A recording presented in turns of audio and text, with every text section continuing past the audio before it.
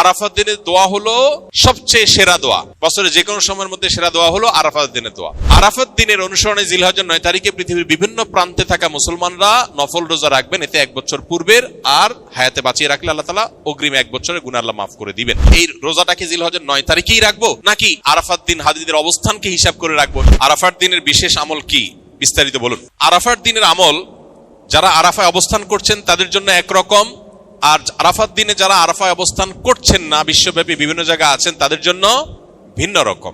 যারা আরাফা অবস্থান করছেন, নবী আলাইহিস সালাম বলেছেন খায়রুদ দুআ দুআউ ইয়াউমি আরাফা। এই হাদিসের এই অংশটা যদিও আম, এখান থেকে আরাফাত দিনের দোয়াকে নবীজি বলেছেন আরাফাত দিনের দোয়া হলো সবচেয়ে সেরা দোয়া। বছরের যে কোনো সময়ের মধ্যে সেরা দোয়া হলো আরাফাত দিনের দোয়া।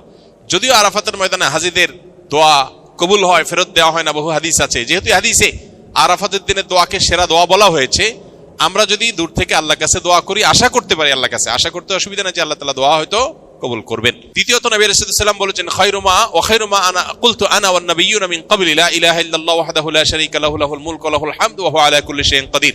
আরাফাত দিনে নবী আলাইহিস সালাম বলেছেন আমি এবং আমার পূর্বে নবী রাসূলরা যত দোয়া আল্লাহর কাছে করেছেন এর মধ্যে সবচেয়ে সেরা হলো এটা, লা ইলাহা ইল্লাল্লাহু ওয়াহদাহু লা শারীকা লাহু লাহুল মুলকু ওয়া লাহুল হামদু ওয়া হুয়া আলা কুল্লি শাইইন কাদির। এটা আমরা বিশেষ করে পাঠ করব। আরাফাত দিনে হাজী সাহেবদের জন্য রোজা রাখা নিষেধ, বেশি বেশি দোয়া করবেন তারা, তাদের জন্য করণীয় আমলগুলো। আর আরাফাত দিনের অনুসরণে জিলহজের 9 তারিখে পৃথিবীর বিভিন্ন প্রান্তে থাকা মুসলমানরা নফল রোজা রাখবেন। এতে 1 বছর পূর্বের আর হায়াতে বাঁচিয়ে রাখলে আল্লাহ তাআলা অগ্রিম 1 বছরের গুনাহ আল্লাহ মাফ করে দিবেন। এজন্য আরাফাত দিনে নফল রোজা রাখবো ইনশাআল্লাহ। এই রোজাটাকে জিলহজের 9 তারিখেই রাখবো নাকি আরাফাত দিন হাজিদের অবস্থানকে হিসাব করে রাখবো, এটা নিয়ে দুই রকমের মত আজকাল শোনা যায়। তবে আরাফাত দিনে হাজিরা অবস্থান করছেন হুবহু ওইটার সাথে মিল রেখে গোটা বিশ্বে আসলে ওই দিনে একই সময় রোজা রাখা এটা সব ক্ষেত্রে সম্ভব না, ভৌগোলিকভাবে এটা সম্ভব না। এই জন্য জিলহজের 9 তারিখটা যদি কেউ রোজা রাখেন ইনশাআল্লাহ বিদিল্লাহ তিনি এই ফজিলত এবং এই তাৎপর্যের মাহাত্ম্য পেয়ে যাবেন, এবং এই মতটা অধিকতর সব দিক থেকে সমৃদ্ধ এবং যুক্তি সমৃদ্ধ। এই জন্য আমরা আরাফাত দিনে যারা আরাফাতের ময়দানে অবস্থান করছি না তারা রোজা রাখবো ইনশাআল্লাহ বেশি বেশি করে। আর জিলহজের 1 থেকে 9 তারিখ পর্যন্ত সবগুলো দিনই রোজা রাখতে পারলে আরো ভালো, তাহলে সেক্ষেত্রে ইখতিলাফ এবং মত পার্থক্যের আপনি এমনি উঠে গেলেন। সবগুলো দিনই আসলে রোজা রাখার চেষ্টা করা দরকার যদি তৌফিকে হয়। মৃত ব্যক্তির নামে কোরবানি দেওয়া যাবে কিনা? জি, মৃত ব্যক্তির নামে কোরবানি করা যাবে। আলী রাদিয়াল্লাহু তাআলা আনহু সহ অনেকের থেকে আমল প্রমাণিত। খুদ নবী আলাইহিস সালাম তার পিতা এবং মুসলমানদের পিতা ইব্রাহিম আলাইহিস সালামের তরফ থেকে কোরবানি করেছেন। মৃত ব্যক্তির তরফ থেকে কোরবানি করা শরিয়া সম্মত। কোরবানির জন্য কি পরিমাণ সম্পদের মালিক হতে হয়? কোরবানির ঈদের দিনগুলোতে, ঈদের দিন এবং তার পরে যে আরো 2 দিন 3 দিন ঈদ কোরবানি করা যায় সর্বসাকুল্যে, এই দিনগুলোতে যার কাছে 52.5 তোলা রূপা কিংবা 52.5 তোলা রূপার বাজার মূল্য পরিমাণ টাকা অথবা এ জাতীয় সম্পদ থাকে যেটা যাকাতের সম্পদ হিসাবে কাউন্ট হতে পারে, এরকম সম্পদের মালিক যদি কেউ থাকে ঈদের দিনে, তাহলে সেক্ষেত্রে তার উপরে কোরবানি ফুকায়ে হানাফের মতে ওয়াজিব, অন্যান্য উলামাদের মতে সুন্নাহ।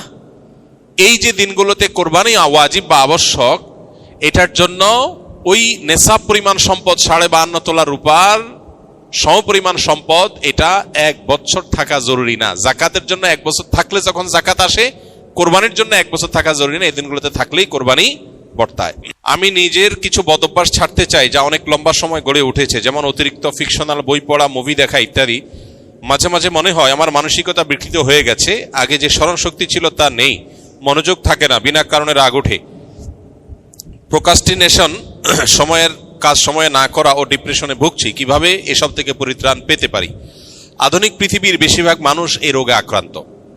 যে ভাই প্রশ্ন করেছেন তিনি হয়তো নিজের কথা বলেছেন, বাকি হাকিকত হলো, বাস্তবতা হলো আধুনিক পৃথিবীর উল্লেখযোগ্য সংখ্যক, বরং বলা যায় নির্দ্বিধায় বেশিরভাগ মানুষ এই বিপদে আজ আক্রান্ত। অর্থাৎ কোনো কাজে মনোযোগ বসে না, এবং কারোর হয়তো মোবাইল টেপার নেশা, কারোর হয়তো ফিকশনের বই পড়ার নেশা, কারোর হয়তো খেলাধুলার নেশা, কারোর হয়তো গেমসের নেশা। ডোপামিন এবং নেশা এগুলো আমাদেরকে আষ্টে পিষ্টে বেঁধে ফেলেছে এবং আমাদেরকে জঘন্য রকম ভাবে অসুস্থ করে ফেলেছে। এগুলো থেকে উত্তরণের জন্য আমাদের নানাবিধ উদ্যোগ থাকা উচিত। এর মধ্যে সবচেয়ে বড় করণীয় হলো যেই কোনো কাজ অতিরিক্ত নেশা হয়ে গেলে সেটা ছেড়ে দেওয়া বা সেটা থেকে সরে আসার চেষ্টা এবং সংগ্রাম চালানো দরকার। সবচেয়ে বড় কথা হলো একজন ইমানদার একটা সুনির্দিষ্ট রুটিন, যেটা খুবই প্রোডাক্টিভ হবে, তার জীবনের বারাকা আসবে, এরকম একটা রুটিন সুন্নাহর সাথে, কোরআন এবং হাদিসের সাথে মিল রেখে তিনি নিজের জন্য যে করবেন এবং সেটার উপর আমল করবেন। এবং সুন্নাহসম্মত যে রুটিন হবে সেই রুটিনের উপর তিনি যদি আমল করেন তাহলে ডোপামিন থেকে বেঁচে থাকা তার জন্য ইজি হবে, সহজ হবে ইনশাআল্লাহ। এর বাইরে বিশেষ করে যে বিষয়গুলো তাকে অনেক বেশি আসক্তির দিকে নিয়ে যাচ্ছে, নিজে থেকে সেটা ট্রিটমেন্টের উদ্যোগ নিতে হবে। প্রয়োজনে কোনো মেন্টর, কোনো উপদেষ্টা, শরঈ উপদেষ্টা নিয়োগ দিতে হবে। নিয়োগ দেওয়া মানে বেতনভিত্তিক নিয়োগের কথা না, মানে কাউকে ফিক্স করা উচিত যে আপনি আমাকে গাইড করেন, যিনি কোরআন এবং হাদিসের আলোকে বিচক্ষণতার সাথে আমাকে গাইড করতে পারবেন। তাহলে সেক্ষেত্রে এই গাইডলাইনগুলো মানুষকে অনেক সময় হেল্প করে, নিজেরটা নিজে অনেক সময় করে উঠতে পারে না। এবং সবচেয়ে বড় কথা হলো এবং সর্বশেষ কথা হলো আল্লাহ রাব্বুল আলামিনের কাছে আমাদের কায়মনোবাক্যে দোয়া করা দরকার, আল্লাহ যেন আমাদেরকে নেশাগুলো থেকে বেঁচে থাকার তৌফিক দান করেন। আমাদের টিনেজাররা, উঠতি বয়সের তরুণরা, এমন ছেলে মেয়ে খুঁজে পাওয়া এখন কঠিন যার ভেতরে কোনো নেশা নাই। প্রত্যেকে নানান নেশায়, নানান রকমের বদভ্যাসে আজ আক্রান্ত হয়ে গেছে। আধুনিক পৃথিবীর যে সমস্ত মায়া জাল আছে এগুলো থেকে কে কতটা দূরে থাকতে পারছেন, স্মার্টফোন থেকে, সোশ্যাল মিডিয়া থেকে কে কতটা দূরে থাকতে পারছেন, এটার উপরে অনেকখানি নির্ভর করে আজকালকার যে সমস্ত ডোপামিন, যে সমস্ত আসক্তির বিষয়গুলো ছড়িয়ে ছিটিয়ে আছে, এগুলো থেকে বেঁচে থাকাটা। এজন্য মোবাইল ব্যবহার করলেও সেটা লিমিটেড টাইমে ব্যবহার করা উচিত। সোশ্যাল মিডিয়ার ব্যবহার করতে হলেও নির্দিষ্ট সময়, আজকাল অনেক অ্যাপ আছে যে নির্দিষ্ট সময়ের পর এটা লক হয়ে যাবে, সেগুলো ডাউনলোড করে আপনি লক করে ফেলেন। নিজের ব্যাপারে নিজের বিভিন্ন রকম বাইন্ডিংস আনেন। এটা ছাড়া আমরা কেউ আসলে রক্ষা পাবো না। আখিরাত তো শেষই, দুনিয়াও বরবাদ হয়ে যাচ্ছে। ঘরে ঘরে ডিপ্রেশন। আমরা গত সপ্তাহে সম্ভবত বলেছি, বিশ্ব স্বাস্থ্য সংস্থার জরিপ বলছে 2030-এর পর গোটা পৃথিবীতে সবচেয়ে বেশি পরিমাণে যে রোগ ছড়িয়ে পড়বে, বেশি পরিমাণে যে রোগের রোগী গোটা পৃথিবীতে পাওয়া যাবে, সে রোগটার নাম হলো ডিপ্রেশন। আমরা একদিকে দেখতে পাচ্ছি সুখের উপকরণ, নানাবিধ উপকরণ সুখের, এগুলো দিন দিন বাড়ছে।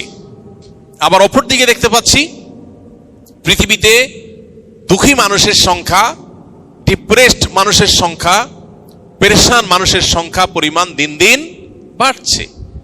একদিকে আমরা দেখতে পাচ্ছি একটা চিত্র, সিনারিও, যে সুখের বিভিন্ন আইটেমগুলো বাড়ছে, কতভাবে মানুষকে সুখ দেওয়া যায়, দুনিয়াটাকে জান্নাত বানানোর বা একটা দামি জান্নাত বানানোর একটা চেষ্টা, কসরত আমরা একদিকে দেখতে পাই, যে কোনো ত্রুটি, কোনো কষ্ট যেন না হয় মানুষের, সব স্মুথ। এটা একটা সিনারিও। আর আরেকটা সিনারিও হলো প্রত্যেকটা ঘরে ঘরে, বড়রা তো আর বড়রা, মানব ইতিহাসে কখনো বাচ্চারা যেখানে ডিপ্রেসড এরকম ছিল না, এখন ঘরে ঘরে যত আধুনিক, যত উন্নত, যত অগ্রসর, তত বেশি বাচ্চাদের মধ্যেও ডিপ্রেশন বেশি পাওয়া যাচ্ছে, আত্মহত্যার প্রবণতা বাড়ছে। এটা আমাদেরকে বার্তা দেয় জাগতিক এই সমস্ত উন্নতি অগ্রগতির কোন টুলস মানুষকে সুখী করতে পারে না। আলা বিজিক্রিল্লাহি তাতমাইন্নুল কুলুব, ঈমান এবং নেকামল ছাড়া, আল্লাহর কাছে আত্মসমর্পণ করা ছাড়া পৃথিবী সুখী হতে পারে না। মানুষ বহু কিছুকে ট্রায়াল করবে, কিন্তু তাকে ব্যাক করতে হবে দিন শেষে ইসলামের দিকে। আল্লাহ তাআলা আমাদেরকে বুঝার তৌফিক দান করুন।